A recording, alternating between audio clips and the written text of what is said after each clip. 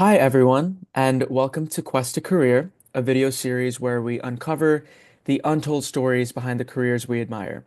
I'm your host, Mayor, and my goal is to inspire students and young professionals to see that finding your dream job isn't a straight line.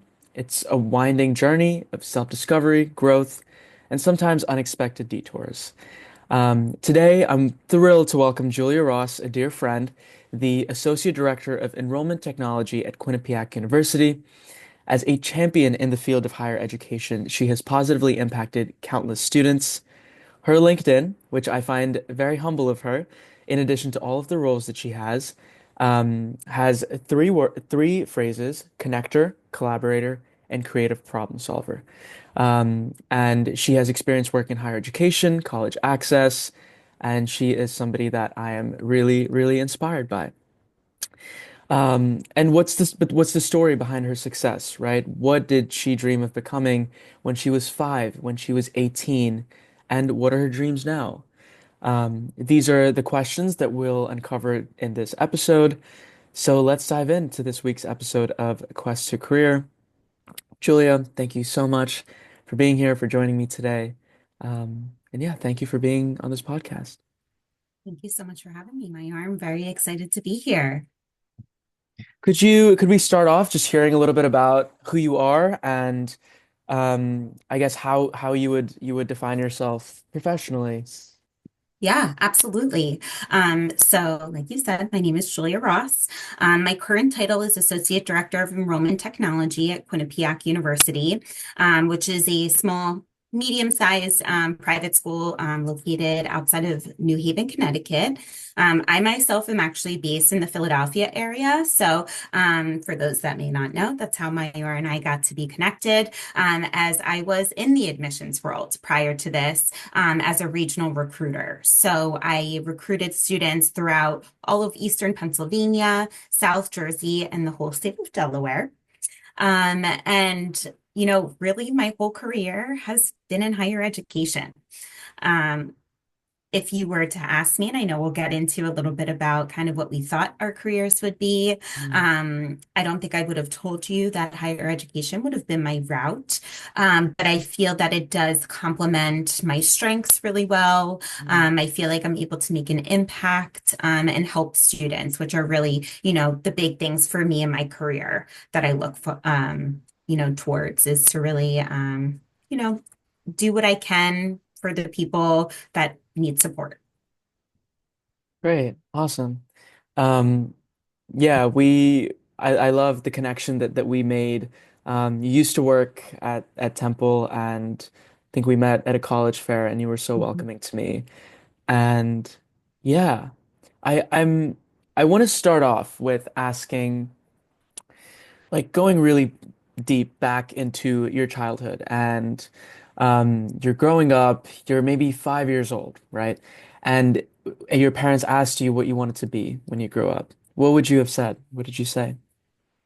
So, as I was prepping for this, just kind of Mm, thinking about what I wanted to say, I looked at that question and I was like, literally couldn't tell you, have mm, no idea. And so I was like, let's go to the experts. So I texted mom and dad and I said, aw, what did I want to be when I was 5 years old? And my mom was like, we don't know. We can't remember, but if they were to say, they were like probably like a soccer player or on TV. And I think that was so funny that that was what they mm, said because actually, fast forward, not 5 years old, but when I was in fourth grade, mm-hmm, that was technically the last year of our elementary school. And we yeah, had our elementary school yearbooks. mm-hmm, And in the yearbook, the question was like, what do you want to be when you grow up type of mm, deal. And I wrote that I wanted to either be a soccer star, or be on uh-huh. TV. And my Oh my goal was to God. like put my hands in the Hollywood Walk of Fame, Mm-hmm, to be buried in my hometown, to have a golden mm-hmm. retriever, and to go to Penn State. So I we could love talk about that. that because that Yeah, came into reality. yeah. I'm a Penn State grad, so that was pretty funny. So I feel like probably throughout my life, I was always really active. Mm, And I loved the gift. I have the gift of gab. What can I say? I mm, love to chit chat. you I love to do. talk. You do. So I think that those kind of themes you might see Mm, throughout my life. yeah. What do you think it was about yourself that wanted these two things, like being a TV host, being a soccer star? And do you find those parts of you kind of being served in that way now, professionally? Yeah, definitely. I mean, we could take it in two parts. Definitely the soccer star part of it. Hmm. I quit soccer junior year of high school. Like, it was not, I didn't even make it to varsity. I Yeah. was JV captain, Okay. but I let it go pretty Hmm. quickly. I think the big thing about the soccer star part of it all is being a part of a team. Mm, That's something that I always loved was being a part of a group of other people with that end goal in mind, that mm, you're all working towards that. So I think that was probably a big part of it. hmm. And also staying active. That is a big part of who I am. I like to stay active. And I think, being able to take that, something that I had fun doing. Mm. My mom was my coach for a lot of like Oh. growing up as well. So I wonder somewhere in there if it had something Hmm. to do with that connection with my mom, Mm, who, I'm still very close with now. Um, but so I think that was it, like more of that mm, being a part of a team, yeah. for the soccer piece. For the TV piece, Hmm.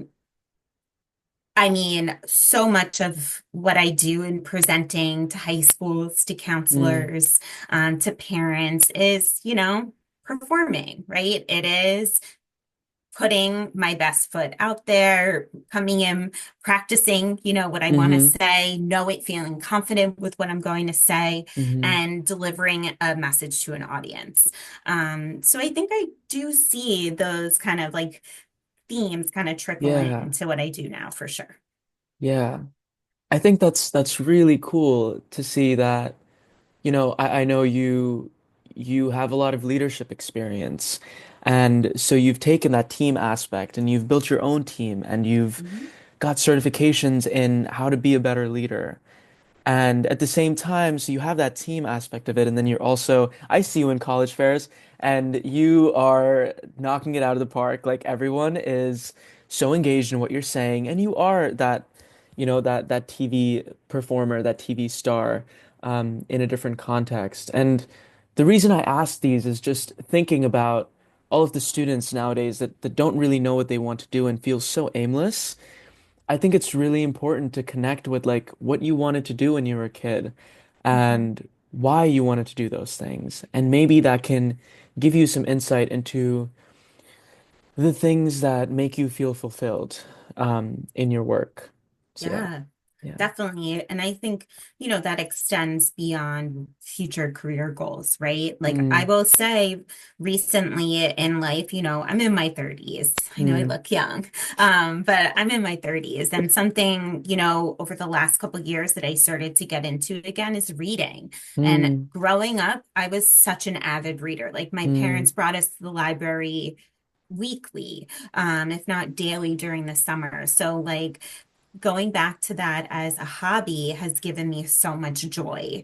In mm, exercising, I started swimming again. I used to be a mm, swimmer when I was younger. And so mm, having these like hobbies and things that I did as a child has really brought back a lot of joy for me. And mm. I think it's so interesting to think of it in the context of work.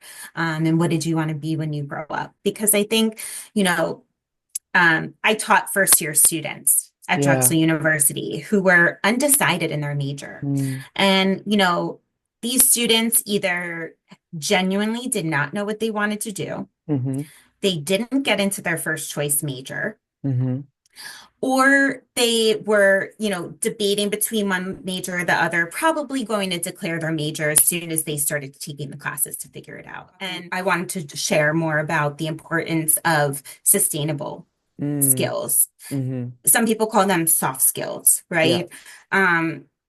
Something I'm working for the School of Entrepreneurship that really I felt like I learned from my students and from the Mm, faculty and staff is that, you can gain hard skills, right? You mm, can gain it in the classroom. You can learn how to code. You can learn how to change, the electrical circuits, do all that kind of stuff. But the soft skills, as some people call it, I call them sustainable skills because these are mm, skills no matter what your profession is, no matter mm, if it's the year 2025 or 2035. mm, Um, these are skills that are always going to be in demand in the mm, job force. And these are going to be things that people are going to be looking for when they're hiring their next mm, employees.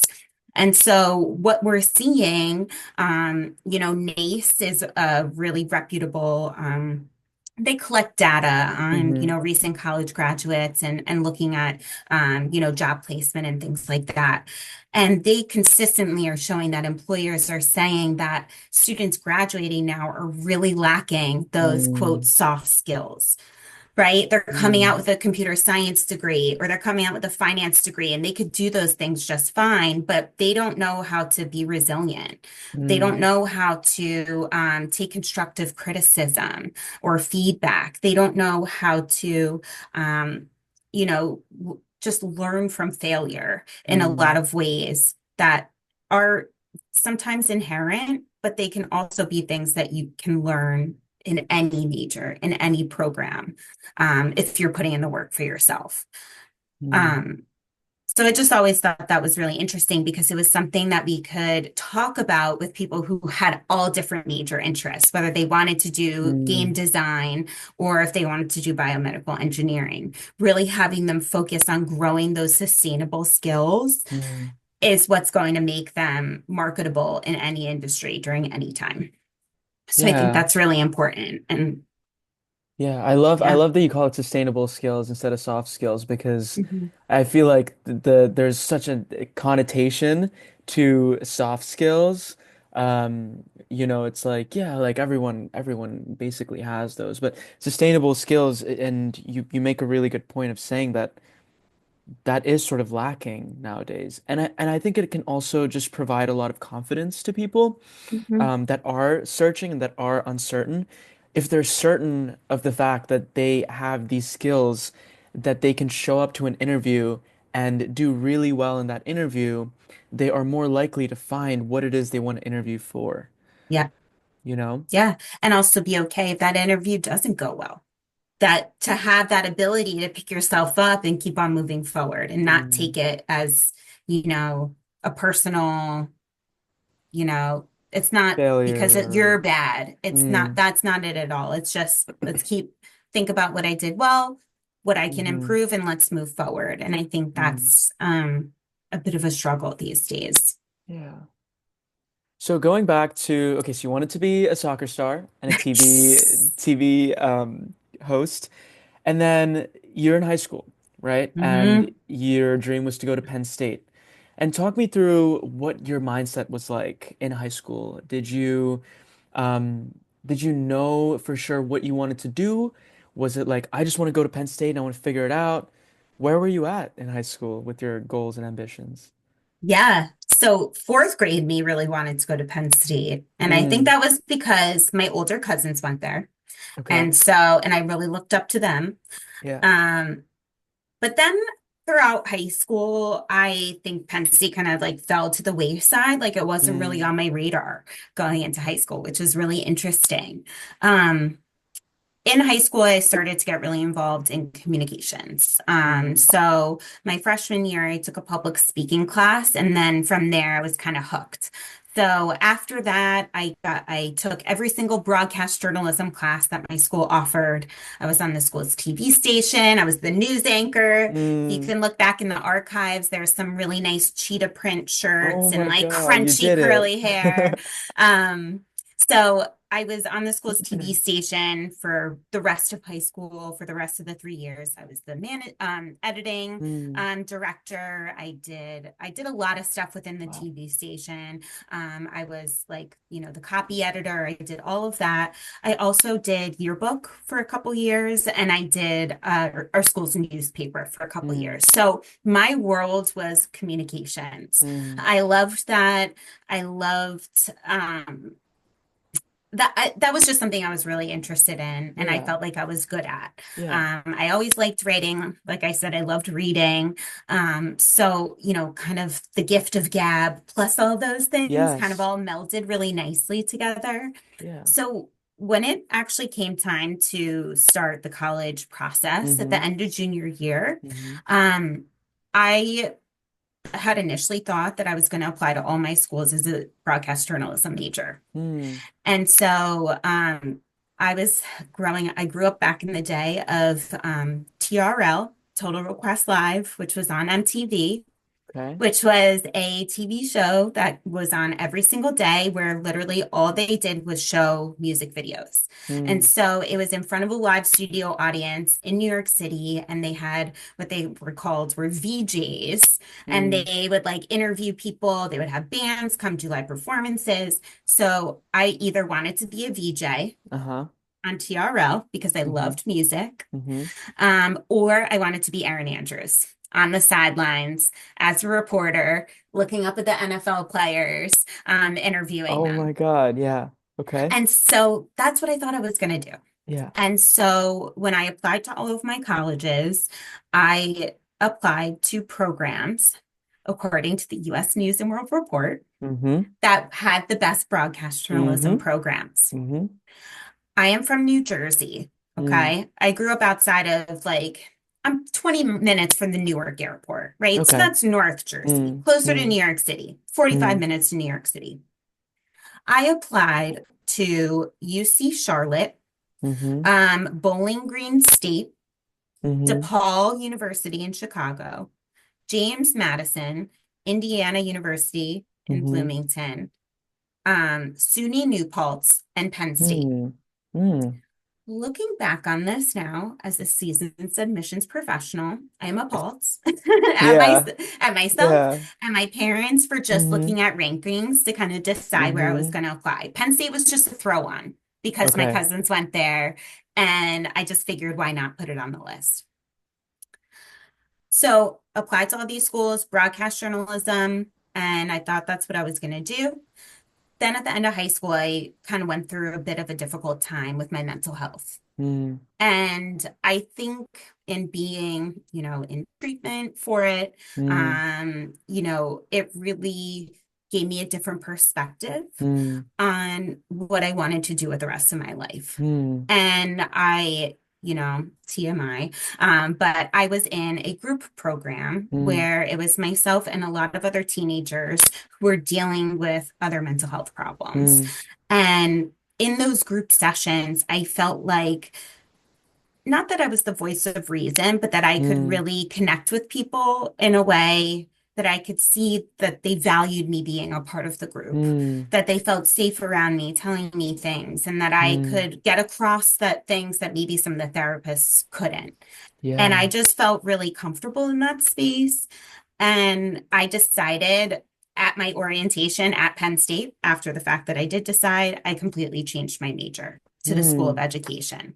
And my major was rehabilitation and human services, which essentially was like a pre-social work kind of Got major. you. You Okay. could go a lot of different routes with it. Yeah. But so I think it was important to kind of see, I went through all that research to find the best broadcast journalism Right. schools, put all my eggs in that basket. Yeah. I ended up choosing Penn State because they had so many different majors to choose from. Yeah. If I didn't, end up going into the broadcast Mm-hmm. major, I wanted other options. And thank goodness, that I chose a school that had that because it didn't take long for me to change Yeah. my mind. But I Mm. think it's so important for people to know that, you don't just because you pick a major doesn't mean that you're stuck with it. Yeah. It also doesn't mean that's where your career is going to end up. My major was rehabilitation and human services. Yeah. I've been in the admissions world for over a decade, Yeah. so it was a journey, Mm. but here we are. I think I can see along the way definitely strands Yeah. of things that have to see why I ended up the way that I did. Mm. Um, but yeah, Yeah, it was a thanks journey. for sharing all of that. Yeah. And like the thing that resonates with me is, oh my God, why do we look up online on some obscure website what the top schools for a program are and then just only apply to those schools. And Mayor, I'm embarrassed to say, when it was my time, it was a book. It wasn't It was even a looking book. online. It was a whole Oh US News man. book, the Fisk Guide book. Yeah. Like these were thick, thick books Yeah. that had, it was like your college profile page. Hmm. And you gotta hope that whoever submitted Hmm. that in July had the accurate information for the next year, right? Hmm. Because that's the only information that people are getting about your school. Yeah. So, Wow. yeah, I times did have that. I did changed. that for sports management. Hmm. Because you're 18 and this is what I tell students, like you're 18 years old and I feel like most 18-year-olds are sort of naive, right? They're very confident. They sort of believe that they know what they want and feel pretty like strong on that. And that was me. And I was Hmm. somebody that was like, I love soccer. I love people.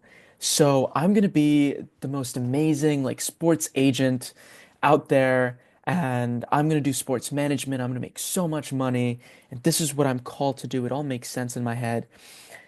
And I applied to those schools, and Temple was a school that was top on that list.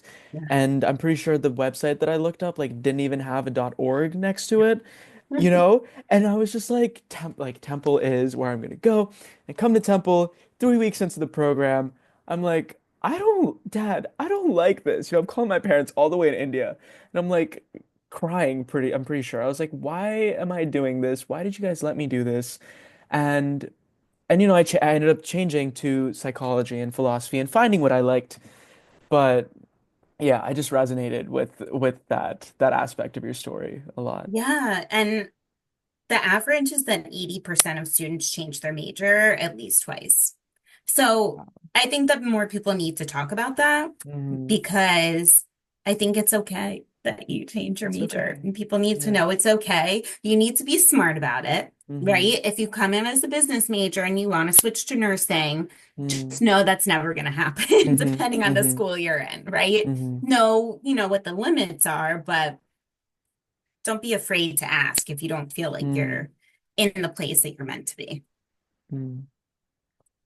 Going back to your story a little bit, your high Yeah. school story, I think it was surprising to hear that somebody that was so involved with TV, and having all of these dreams of being on MTV, being on the NFL sidelines, connecting with that 5-year-old desire. It was surprising to hear that you went from that to sort of like it sounds like a quick change in your mind Mm-hmm. to something like rehabilitation services. Mm-hmm. Um, and like what did that feel like for you? Did it feel like your dreams, you had to let go of your dreams? Did it feel like you had a different perspective on that? Because I'm trying to put myself in that space Yeah. and I can imagine that it was difficult to do that. Yeah. You know, I think what changed was that I felt like it was a selfish career to go into. Mm, And I just felt like through going through my mental health journey mm, really made me realize that I want to be helping other people. mm, And that's where I'm my best self is helping others. mm, And, it was that mental health journey was definitely a part of it.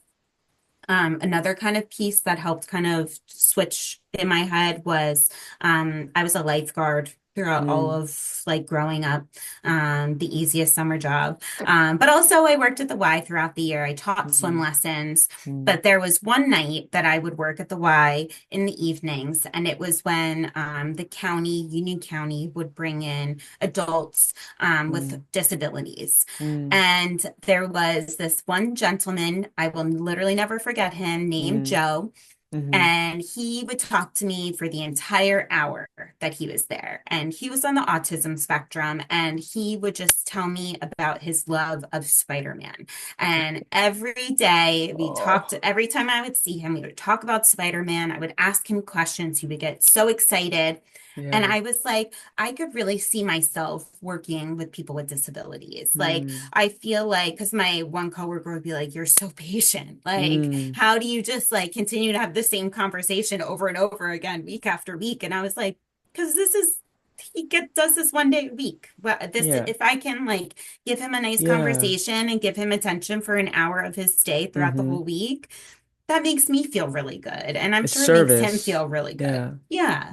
And Yeah. so, I think that also really influenced my decision. So my major, I went into it thinking that like I would do an internship in the Special Olympics or something like Mm. that. Like I really saw myself working more with children with disabilities. And that Mm. was really how I thought that my educational pathway would go.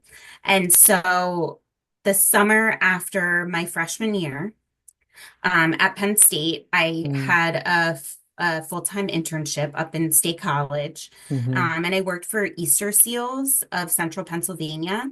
And it was a child development center Mm. for, we had kids as young as like 2 months old, Mm. to, 7 years old before they would go to kindergarten, depending on, their range of abilities. And I worked one-on-one as a personal care aide for a child with spina bifida. And that was Mm. how I spent my whole summer was, working in this daycare preschool and working in a classroom with children with special needs. Um, it was one of the best experiences of my whole Mm. life. I worked there throughout college as a sub. I worked there part-time, Mm. babysat for all the teachers' kids. Like it was like the best experience I could have had. Mm. But it's funny, that's not ultimately where I ended up going. Yeah. It is still absolutely a passion of mine. Um, Working with students with disabilities in all ranges of disabilities or abilities has been a passion of mine throughout my career. Um, I actually was just asked to be on the board of a high school Mm. that their college planning board, not like a if I, big board, Mm-hmm. but Mm-hmm. like a college advisory board for a high school that is for students with learning disabilities. Mm. I've done conference presentations at PACAC about Mm. working with students with disabilities through the Wow. learning process. Yeah. I've helped consult for some nonprofits and startups who are working with students with disabilities. So that really, I think, Hmm. I forget to mention that Yeah. sometimes. It's like the mental health Yeah. piece, but it's also that passion of working with people with disabilities really Yeah. got me to switch my mind. I didn't know that about you. That's like a really, really cool venture and Yeah, thing to care there's about. I'm amazed and so impressed by just listening to this at how we as a human being, as one person, can have so many things that matter to them, hmm you know? Yeah. Like for you, of course, like being, being a performer was important to you, but what was also important was of being of service. hmm And I can definitely imagine that being in a daycare for a whole summer and taking care of one person for the most part is very, very, very different to hmm being a performer and being a soccer star and working on a team. But I'm amazed that you did that and you had a great experience and that there's so many different aspects of you that were all like serviced in some way hmm by the things that you did. hmm And Yeah. like that's what I want to, I hope people take away from this that if you're someone that cares about a lot of things, you can still do all of those things and feel Yeah. fulfilled, whether it's an internship, whether it's a part-time job, whether it is a full-time job. Like you can find things where your full expression of yourself, can be achieved. Absolutely. And I think it's not as prescriptive, right? It's not as like I'm a performer, so therefore I need to go and, Mm-hmm. these roles Mm-hmm. where I'm front and center. It's like you can find those pieces within different roles. Within It different doesn't roles. have to be the whole thing, right? It could be a piece of it, and that alone can fulfill you, especially if you have a lot of those little pieces scattered Yeah. throughout your life. Hmm. I'm wondering if we can, it feels like a natural transition from here to talking about work and talking Yeah. about what work means to different people. hmm Um, I love that you just pointed out that it's not necessarily prescriptive, which is how my brain looks at it. It's like if you know you love to perform, like go find a job where you perform. If you like Hmm. validation, go get a job where you get validation. But it's more than that, right? Hmm. Sometimes I forget that there are different ways of living. Hmm. Um, so I want to ask you, what is your relationship to work at this point in your life? And Yeah. what did it used to look like? What have the progressions been? I'm just curious about what the word work has meant to you throughout your life. Yeah. I mean, this is coming from someone who has had a job since she was, 12 years old. Mm-hmm. I was a mother's helper as my first Mm, job, where I was hanging out with the kid downstairs. Mom was up doing something. And, I babysat throughout high school, lifeguards, taught swim lessons. Like I've always had a job.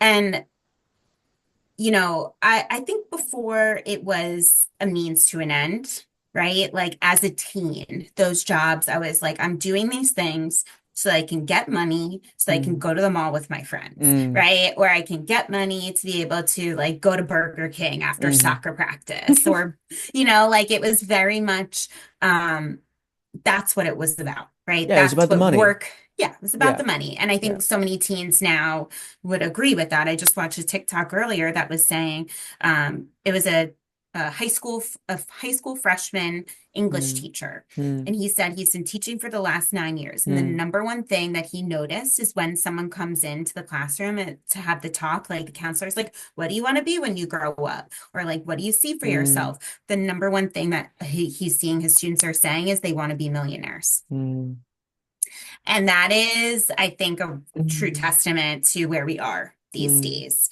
But that's a digression. But Yeah. so I think for so long as a teen, as a young person, it was like, I want to make money so that I can do the things that I want to do. Mm, As I started to get into my profession, I will say my first job out of college, I worked for a college access nonprofit. I found this job through the Penn State job boards. mm-hmm. It was amazing. I really hustled. I put in a lot of work there, was able to get this job. It was a 1-year fellowship program. Mm, I qualified for food stamps my first mm. job out of college Wow. Yeah. because I was making so little. Um, I'm an anxious person. I'm a planner. So come January of that, only 6 months into that fellowship, I was already looking, what Mm, is my next job going to be?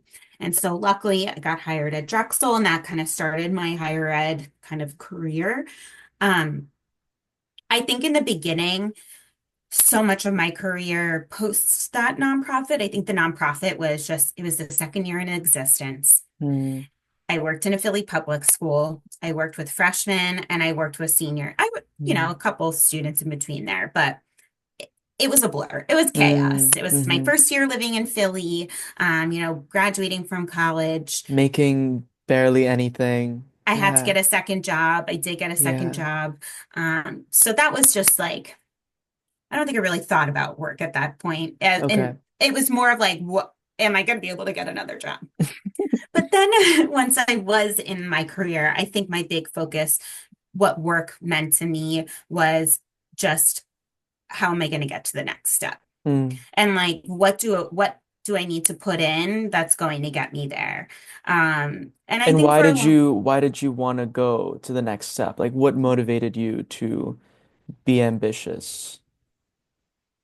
it's definitely an innate Mm, quality of mine that I mm, just want to do really well. mm, Um, I think I like to be challenged mm-hmm, in a job.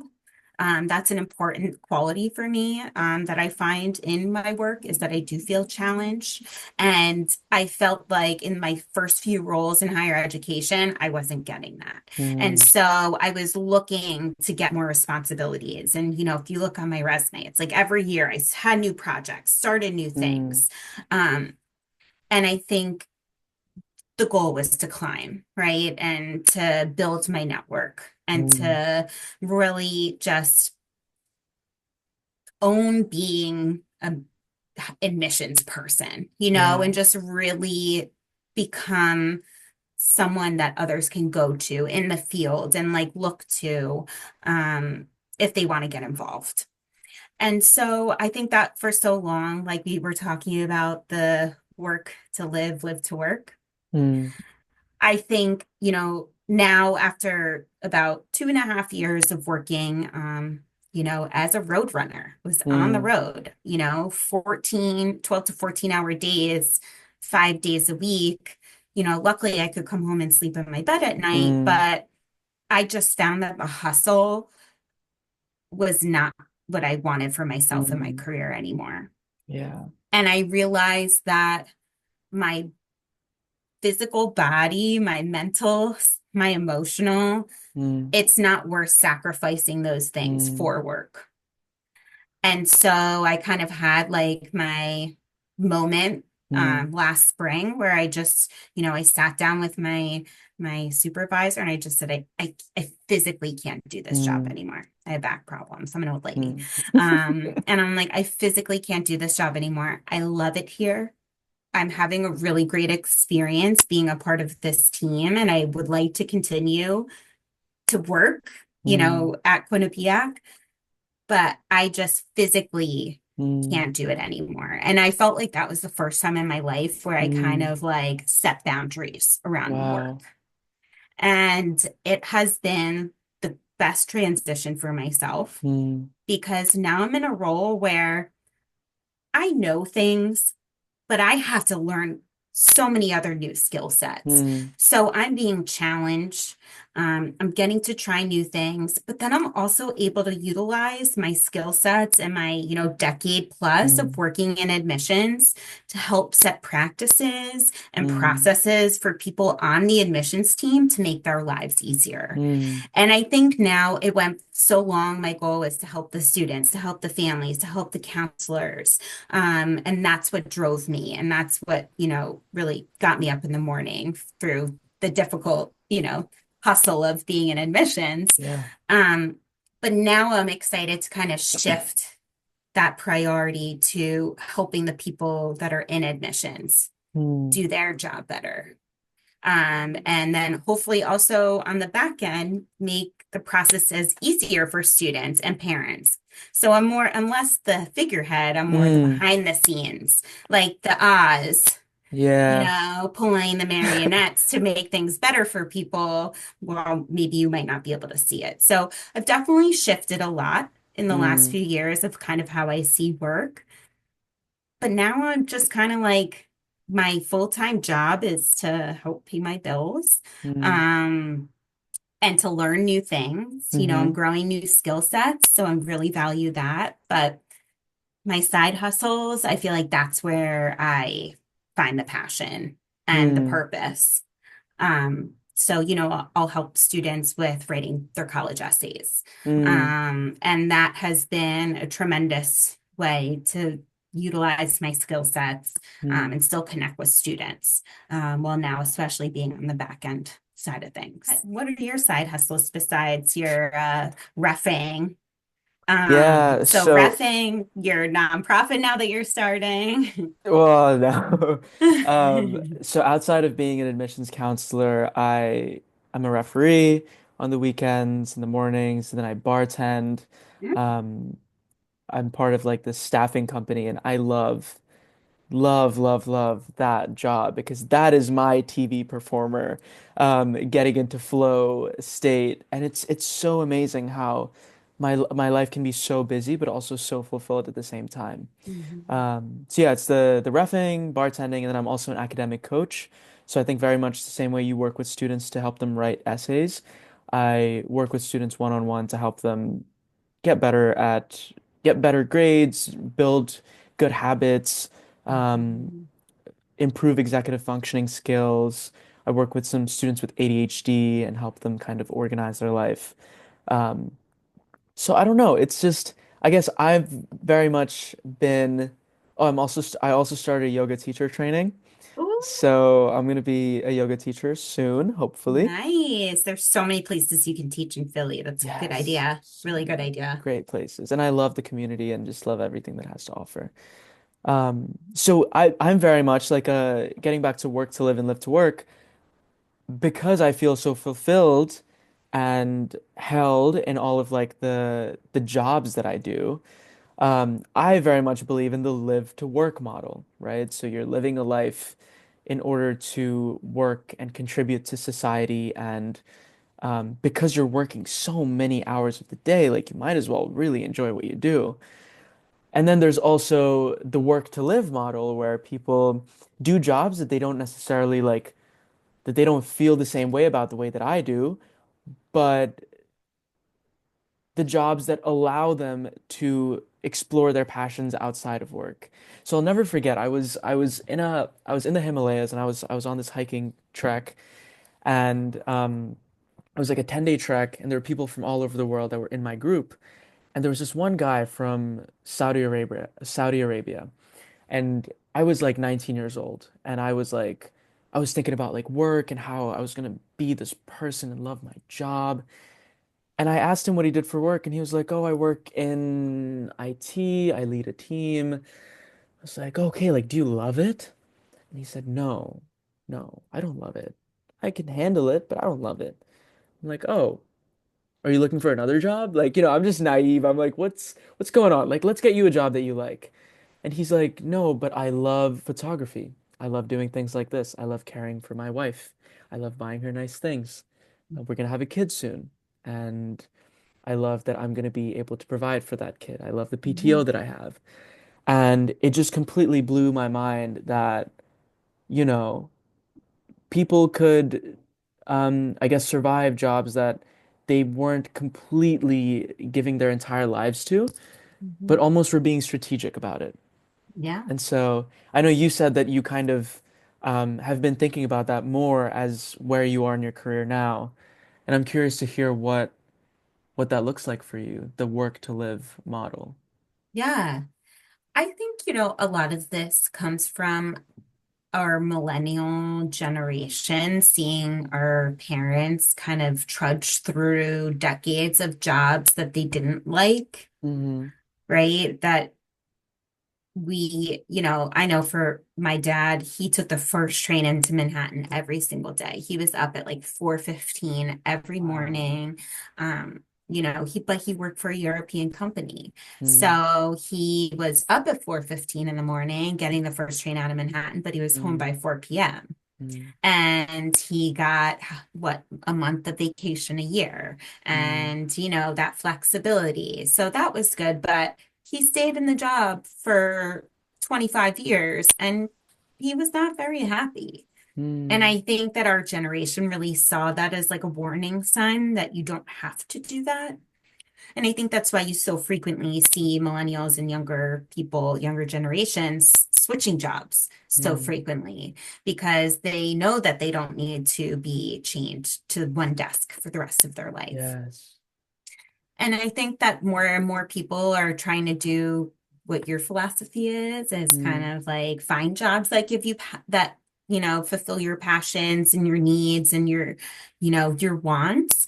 But I mm, think there's still a lot of people who are like, that's just not realistic. mm, And I'm going to clock in, I'm going to clock out, get my paycheck, and use that to mm, go hike the Himalayas. mm, And so I feel like I found myself kind of in the middle of that mm, where, you know, this job I was really excited for because I love the idea of learning something new.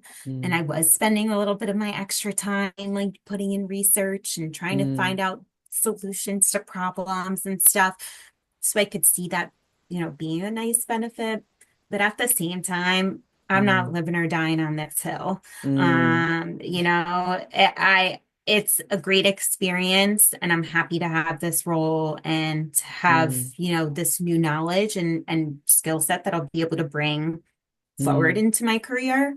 Um, but it doesn't define me in any mm. way. What defines you? I think growing up, my parents really my dad was Jewish, my mom was raised Catholic. Mm, And when they raised us, they really just we celebrated all the holidays and, we understood our culture, but we really, my mom, both of them would always say, we want you to live by the golden rule, right? Mm, Treat others the way you want to be treated. And to me, like if I could put a smile on someone's face, like just holding the door for them at the Y or like mm, just chit-chatting with the crossing guard while I'm walking the dog, like those are things that fulfill me, the small moments where you can like impact other people. I think that is something that you know, that gives me joy and I mm. hope gives other people's joy as well. Um, but what else defines me? I'm so basic. Uh, when I'm not working, I'm like watching the traders with my husband. Mm, Um, we were lucky enough to buy our house in 2021, mm, and because we were young and couldn't really afford to put anything into our house once we bought it, now it's fun mm, to kind of like start doing projects and mm, kind of like making our house a home, which has mm, been really fun. Um, I'm a dog mom. That's mhm. probably the number one thing that defines me Mhm. to people that know me. Um, my husband and I are both huge Penn State fans, Yeah. so much so that we named our dog Barkley. Um, What? yes, our That's own little awesome. Saquon. Yeah. Um, so I think it's really those my Yeah. life outside work that I would say is really Mm. what defines me. Yeah. And that's really interesting because I don't know, maybe it's because you're older and wiser and you have a different Think so. perspective. Um, Because I've been where you are with all the side hustles, with yeah. the attaining a degree of higher education to like get you Yeah. to those next steps. Like I've been in your shoes. So I totally understand why that's your philosophy and mindset. I do think it definitely gets different the Mm, older you get, when you settle down as well, mm, like being married, wanting to start a family, in the mm, future. It's like everything kind of shifts when those things start to get on the table, you know? mm, And I think that's why your friend from Saudi Arabia is like, yeah, I'm gonna suck it up and be in this job because I want to have a family. My wife mm, wants to be able to have, a nice Louis bag. Like mm-hmm, these are the mm-hmm. things that you value Yeah. as people. And if that's, what you want to work towards, that's great. And I think yeah, priorities do shift as you Mm, shift over time into, your relationship with others. Also, mm, sometimes when you've been burned, right? Like when you've had a bad experience in a job, mm, we know this well, right? That mm, could really impact your view on work mm. and Right? what that Yeah. means and how you can't let work define you. Otherwise, it will eat Mm, you alive.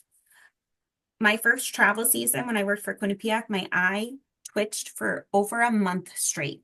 And the doctor couldn't figure out why. And it was stress.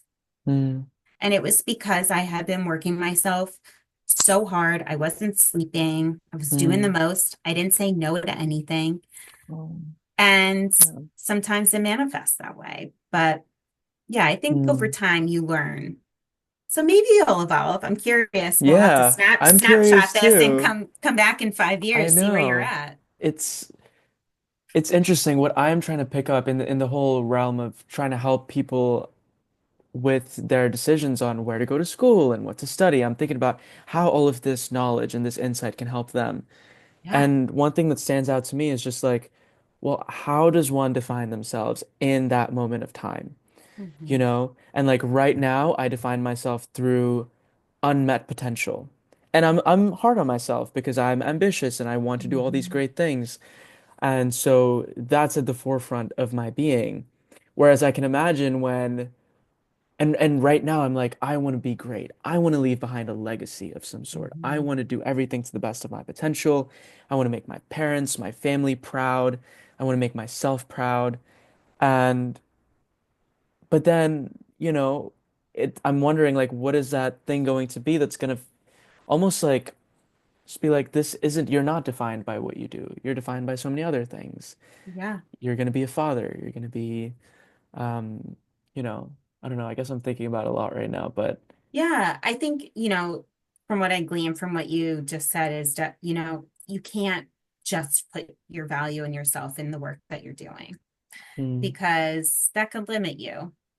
mm, And that can make you blind to all the other amazing things that you're doing outside of your job, yeah. you know, right? Going back to those sustainable skills, those things that Mm. you're learning, that you're Like you, gratitude, right? Like just being pausing and seeing where empathetic. you are. There's so many things. I was Being looking at resilient. I was looking at my journal, so I journal and I have like a bunch of journals from literally like 2018. And so the other day I was like, let me go, I was feeling like pretty crappy and I was like, let me go see, like let me pull something up from 2020 and see, what I wrote back then. And it was things like, I want to get into a master's program. I want to learn how to bartend. And these things that like I wanted so bad that I'm doing right now Mhm. that I don't sometimes we forget about that context, you Yes. know? I think it's very easy to focus and worry on what's happening rather than it is to look back and see how far you've come, Mm, right? Like we get so bogged down in the moment where it's real sometimes hard to reflect and say, like, holy crap, like mm, here I am now. Like me, however long ago, this is what I had hoped for and dreamed mm-hmm, for. mm-hmm. Um, and that's a lot easier said than done. Yeah. I'm curious how your husband has played a role in your life. Like when did you meet him? Um, I'm sensing a priority shift from like work, work, work to kind of like, okay, like let's buy a house and like let's build a life together. Mhm. And yeah, I'm wondering about that. Yeah. What role he's played. Yeah. He's the best. I hope you have the chance to chat with him. I He's hope so very too. insightful. So I think that you guys would have a great conversation. Mm, We actually both went to Penn State, but we didn't meet until the summer after we graduated. mm-hmm. Um, I was an intern in the admissions office, and I was in charge of running the summer tour guide program. Uh-huh. So, um, the way that Penn State at the time, the only tour guides were not paid Mm, unless they were a summer tour wow. guide. So Oh if you my were a God. summer tour guide, you got paid like what, 7.50 an hour. It was like, stupid low, but you would get a free meal after the tour. So you would Mm, end the meal in the dining hall. So that kind of factored in a nice way. yeah, yeah. So I did that my junior year summer. Mm, And I then my senior year spring semester, mm, I was an intern in the admissions office, mm-hmm, which actually was a full-time internship that was part of my degree. So part of my graduation requirements was a full semester internship. And I actually wrote a proposal for this internship to the admissions office so that I could specifically work on diversity programming. So I was able to help run Achievers Weekend, which was a mm, bus-in weekend, as well mm, as Entre Familia, which was a program for Latino, Latinx families to come and visit campus. So that was like what got me, after being a tour guide, like that was what mm, got me into the world of admissions. So I stayed on for a second internship. My husband was a tour guide all throughout college. mm. So these summer tour guides, we had rookies and veterans, and he was a Uh-huh. veteran. Who's a veteran? So the veterans helped us with training the rookies. Uh-huh. And so that was how we met. I technically was his boss. He Mm. will, if you ask him that, he will deny it. And so that was how we met, was that first Mm, summer. Um, we both just happened to be moving to Philly after mm, graduation. He started at Temple Law School. I lived in Fishtown, actually Old Kensington, so we were about a mile away from each other. mm. And what we thought would just be like we just graduated from college, hanging out in the summer type of thing. We were like, oh no, this is legit. We can still Yeah, continue this relationship. yeah. Um, yeah, so it just kind of worked out. Um, This was when you were doing your fellowship. yeah, we were together my first year of my Mm, fellowship. He was in his first year of law school. We were mm. both struggling financially, to say the least. It was really, really tough, but we Mm, stuck it out. And yeah, I mean, we dated for about a little over 5 years before we got engaged and then got married in 2019. mm, And yeah, we've been together for over a decade, mm, which is crazy. Yeah, How has he impacted me though? He's a really patient person. Mm. He's I mean, he's a lawyer, so he can like talk your ear off and he can like make you believe whatever he says. Uh-huh. Um, he's very level-headed and I'm Mm. an anxious mess. So I Mm. think that that really helps. Mm. In a lot of ways, I think we both strive for greatness and we Mm. really both are, we both really worked hard in the start of our careers Mm. to like, you know, put our best foot forward and to get where we are now. Mm. Um, and I'm really proud of us. I feel like we Yeah. both he deserves all his success and the things that have come to him because, he's a really loyal person. Mm. Talking about not being in a career for your whole life, he probably would have never left his first law firm if he Wow. didn't have a push because he's just a really loyal person. Mm. Um, so I think that's been also really a positive influence on me as well. But yeah, we make a really good team. And That's we're both beautiful. loud and we talk a lot, so that Yeah. also helps. Yeah. Oh, it sounds like such a power couple, honestly. And it sounds like he's been there with you on some level throughout your entire professional journey, Oh, yes. right? Which Hmm. is that's interesting too, like having someone by your side and how that can help or hurt, Oh, yeah. with sacrifices that you have to make for the relationship. And I think that's something that people don't really think about as well when they're thinking about their careers is who am I going to be surrounded by? And like, am I going to be the only stakeholder Hmm. or is there going to be Oh, someone yeah. else or multiple people? Yeah. Totally. I mean, I was with him all throughout law school, studying for the bar exam, all of that, becoming a Wow. lawyer. He Yeah. was with me through all of, my career changes. Mm, Yeah, it is interesting.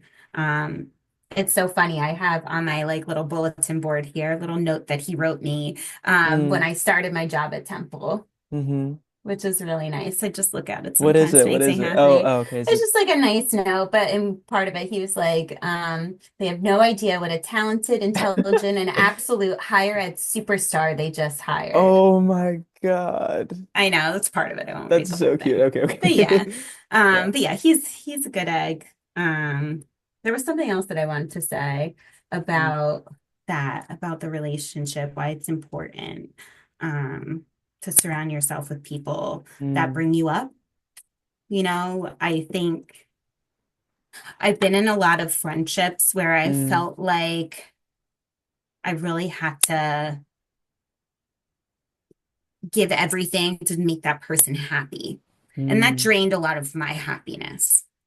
And mm, it wasn't really until I became like further on in my career as an adult, just over time, that I realized that that's not something I need to deal with anymore.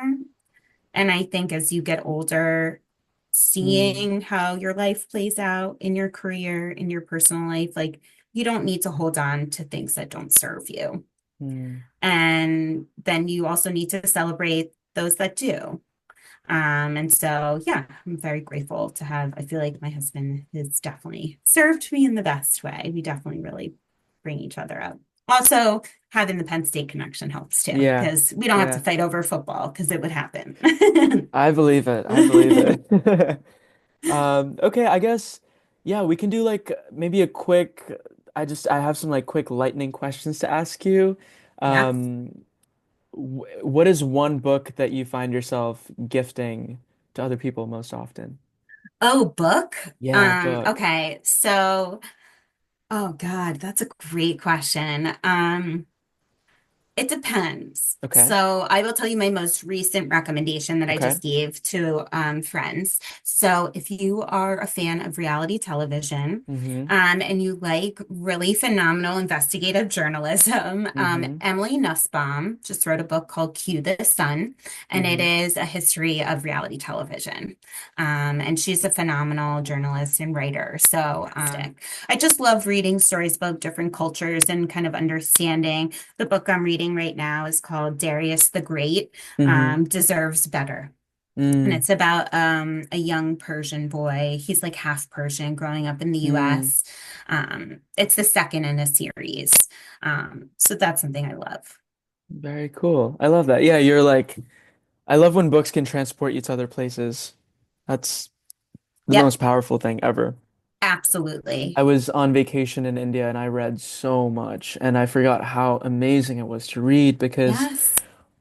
of course, I'm so busy, like when I'm here and when I'm working, Mhm. that even when I sit down to read, I'm like, oh, I could be doing like a million other things right now that could get me to where I could be. And it's That's, mhm. toxic, but I am the vacation, same way. yeah, Mhm. right? And That's why I vacation started gives you audiobooks.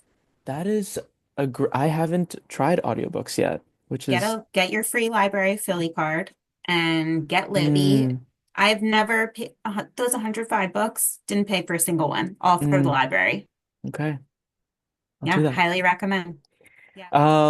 Next question. If you could say one thing to your 18-year-old self, what would it be? Hmm. Um, be confident in your decisions. Um, Mm, I am a very indecisive person. I change my mind all the time. mm, And I wish that I could just like tell myself to just like be confident in the choices that you're making mm, because it'll work out. yeah. I have decision paralysis, to be honest. That's Yeah. why 4 years into living in our house, we don't have anything on our walls. Mm. Because I Do you have just, tattoos? nope. Yeah, same. Mhm. It's like, yeah, tattoos are like Too permanent. permanent stickers. Like I think about stickers on my laptop and I'm like, oh my God, like I get tired of some of these stickers. And then I'm like, how do people have so many tattoos? I know. Um, but yeah, be confident. I'm the same. That's Yeah. a great one. Be confident in your choices. Yeah. Own them. Own your choices. Hmm. To I think it's hard for people to do that because they're like, well, regret, right? The big Hmm. R word. Like it's like I'm gonna regret this choice. But I always had the philosophy that like when you make a decision, you're making a decision based on in that moment, in that point in Hmm. time, to what feels most right to you. And Yeah. regretting that is like disrespecting your old self, Yeah. you know, which Yeah. there was nothing wrong with your old self. No. They just made the decision that they could. Yeah. And then anxiety brain comes in. That's a whole other story. Yes. Worrying about the past. Can you remember like a favorite quote or like sort of a line that kind of that you carry along with you? Hmm. That's a difficult That's a question. difficult one. I I do have Morgan Harper Nichols is like an Instagram poet, honestly. Like Mm, she's had like a lot of success with her mm, beautiful like quote, okay, pictures on Instagram and stuff like okay. that. But I do have on my wall over there a quote that says I think it's like you can find peace without knowing what comes next. Mm, And I think that as someone who is really anxious is kind of like a mantra I need to tell myself sometimes that like you don't need to know exactly what's coming ahead of you mm, to be okay with whatever it is that mm. happens. Um, I so I love think that's that. a nice one. Yes. We've had a wonderful conversation. Thank you for being on the show. I think that some of the things that we kind of talked about was live to work versus uh, work to live. We talked about the relationship to work that one has, talked about like support through your journey, defining ourselves, childhood aspirations and dreams, and how those play Mhm. out like as you Yeah, grow older in ways that you might not even recognize. true.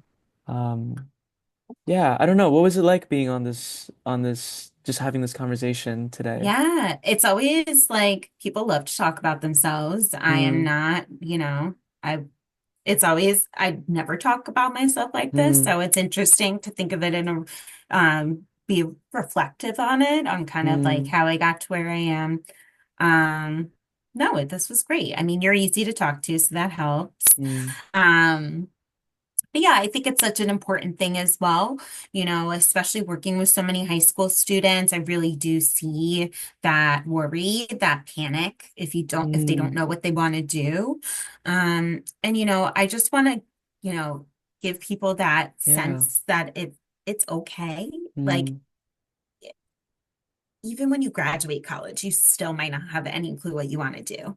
Me, right? Like I took the first job that gave me a job offer because I had a hard time finding a job with my mm, major. And so, you know, I grew a network. I went to conferences. I built programs and I focused on the things that I knew would help me stand out in whatever it was that I did mm, next. If I wanted to be in education, if I wanted to go into sales, like I tried to just like grow my skill sets in that way. mm, And, you know, going back to the sustainable skills, I think those are the most important things that we can work on as young mm, people to work on to help you do whatever it is that you want to do with your career. I think that's going to be the most important thing because let's face it, like DraftKings, right? mm, This was something that literally didn't exist 5 years ago mhm, or however many years ago to the scale that it is. There are new businesses, AI, like there's so many new industries and opportunities that literally don't exist yet. So you could mhm. be graduating college into an economy of jobs that are Yeah. brand new, that have never been held before. And I think that to be prepared for jobs like that, the most important thing to have are going to be those sustainable skills. Mm, And so that's really my big thing is like, focus on that. That's doesn't really matter what your major is. It just matters if you mm. can, you know, have those other things to make you a That's well-rounded such a good human being. point. That is such a good point. And like maybe we should do a proposal for a class in high school called Sustainable Skills because Honestly. that you're so right. I mean, we're going into a world where we don't know what the jobs are going to look like. Everyone's worried that AI is going to take over their jobs, but it's also going to open up a lot of jobs and Mhm. um yeah, I guess there's so many elements to that. Like people want security, people want on the other hand, people want excitement. Um so I think having those sustainable skills can really help you stand out Mhm. from others and just find something you like to do. Which Mhm. is what the point of this podcast is. I hope all of you Yes. find what you want to do and feel happy in that. And don't feel scared of the world because at the end of the day, you will be successful. You will have your own definition of success and you will meet that. I hope. You will. Go You will. reverse LinkedIn stock now. Go find Yeah. people that you really aspire to. Look at their journey. I'll tell you, Yes, probably 90% of them, it is not linear. it is not So linear. that might help as well. That's one of my biggest random advices I give to Oh, students. that's great. I should use that. Yeah. I'm going to take that from you. I'm going to quote you. There we go. I'm going to be like Julia Ross, the champion in higher education. Reverse LinkedIn stalking Reverse people. LinkedIn stalking people. That's great. Yeah. Yeah. Okay, well, thank you Fabulous. so much Thank you. for being the first guest on this series. Thank you. I'm honored. You did a phenomenal job. Yeah. Congratulations and best of luck, everyone.